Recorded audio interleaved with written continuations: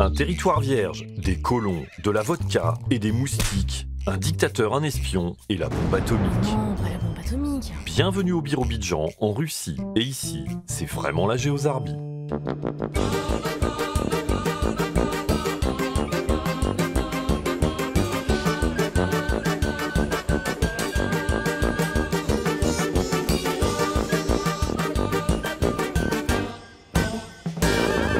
Jérusalem au pays des soviets. Nous sommes dans la ville de Birobidjan, en Russie. Et ici, on peut trouver dans les rues de la ville de nombreuses inscriptions en caractères hébraïques. Est-on dans un quartier juif? Mais non, c'est bien plus que ça. La ville de Birobidjan est en effet capitale de la région autonome juive de Russie. Une région qu'on appelle d'ailleurs aussi plus simplement Birobidjan. À l'extrême est de la Russie, cette région est un peu plus grande que la Belgique. Elle abrite plus de 145 000 personnes et elle a pour langue officielle le russe et le yiddish. Le yiddish, c'est un mélange d'allemand, d'hébreu et de slave, parlé à l'origine par les juifs d'Europe centrale. C'est donc bien du yiddish qu'on trouve un peu partout à Birobidjan, en particulier sur les bâtiments officiels où son emploi est obligatoire. Pourtant, la région ne comptait en 2021 que 837 juifs. Pourquoi alors ce nom et ce statut? Un petit cours d'histoire va nous éclairer. Fin du 19e siècle. À l'époque, la Russie est un empire organisé autour du pouvoir absolu d'un tsar, régnant sur quantité de peuples, groupes ethniques ou religieux très différents. Parmi eux, 5 millions de juifs, dont la vie est très contrainte. 650 lois spécifiques restreignent en effet leur liberté. Les juifs sont ainsi cantonnés dans une zone de résidence à l'ouest du pays, où ils vivent séparés des populations locales. Ils n'ont pas le droit de posséder des terres, et ils ont un accès restreint aux études et aux carrières administratives. À cette vie déjà très dure, il faut ajouter les pogroms, c'est-à-dire les massacres qui s'abattent régulièrement sur eux avec la complicité des autorités. Et c'est à cause de ces pogroms et de cet antisémitisme que naît en 1897 en Suisse le mouvement sioniste, qui milite bientôt pour la constitution d'une terre d'accueil pour les Juifs en Palestine, alors sous contrôle de l'Empire ottoman. En attendant, les Juifs russes émigrent massivement, en particulier aux États-Unis. Mais au début du XXe siècle, la Russie va totalement changer. En 1917, Lénine et ses partisans renversent le tsar Nicolas II et fondent en 1922 l'Union des républiques socialistes soviétiques, l'URSS, dont un des principes est que chaque peuple puisse vivre de manière libre et autonome sur son propre territoire, dans le cadre du socialisme, bien entendu. Pour les Yakoutes, Comices, Ukrainiens, Allemands de la Volga, etc., c'est assez simple. Leur territoire sera celui qu'ils occupent majoritairement. En revanche, pour les Juifs, c'est plus compliqué. Ils n'ont pas de territoire évident. Les autorités vont alors en choisir un pour eux, une région vierge d'Extrême-Orient, près du fleuve Amour, entre les rivières Bira et Bidjan, d'où le nom Birobidjan. Dès 1928, le Birobidjan est donc réservé aux Juifs, et il devient région autonome juive de Russie le 7 mai 1934, avec sa propre assemblée et le yiddish comme langue officielle, à égalité donc avec le russe. Pourquoi le yiddish et pas l'hébreu? Car l'hébreu est la langue de la religion, considérée par les soviétiques comme un opium du peuple. Mais la création du Birobidjan a des buts moins avouables.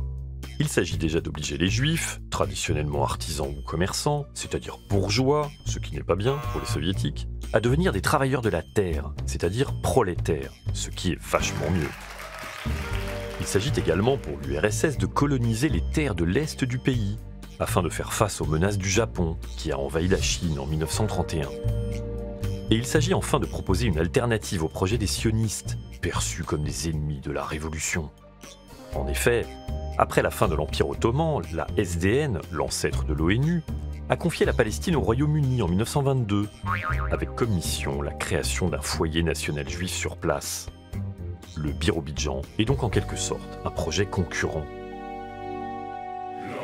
Les premiers colons juifs partent vers le Birobidjan dès le printemps 1928. Leur voyage en train est pris en charge par l'État, et ils bénéficient d'une aide alimentaire. À l'arrivée, ils découvrent un accueil minimal, des forêts à perte de vue, une chaleur étouffante en été, un froid glacial en hiver, des pluies diluviennes, et des moustiques, énormément de moustiques.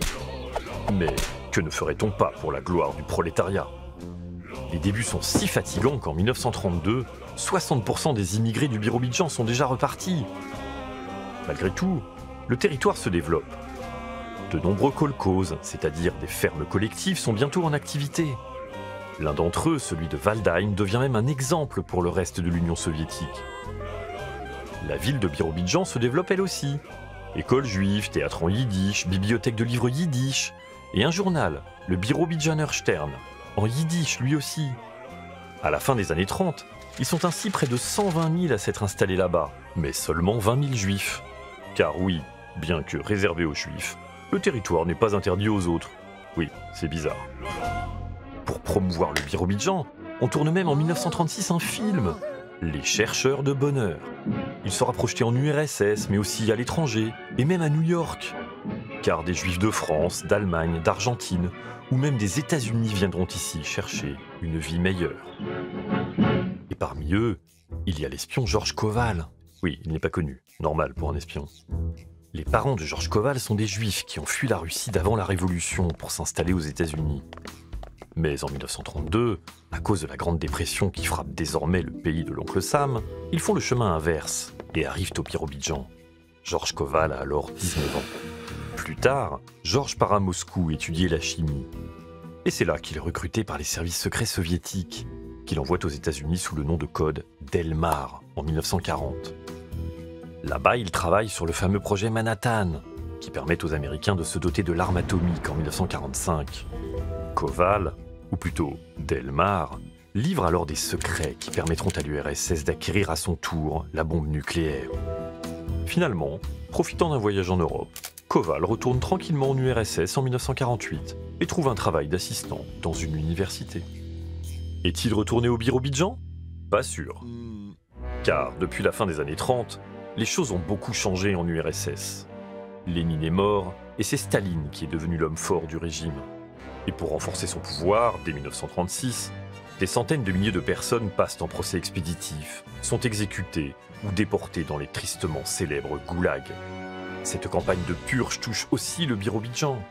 Le yiddish y est d'ailleurs interdit, et le théâtre et les écoles juives sont fermées. Pourtant, après la Seconde Guerre mondiale, Staline relance le développement du Birobidjan.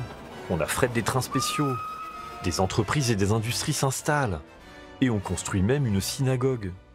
À la fin des années 40, certains parlent de 50 000 juifs présents au Birobidjan, pour un quart de la population totale. Un vrai succès. Mais en 1948, les purges reprennent, visant cette fois spécifiquement les Juifs. Staline fait même supprimer le 12 août 1952 les plus grands auteurs en yiddish du pays. Un événement connu sous le nom de Nuit des poètes assassinés.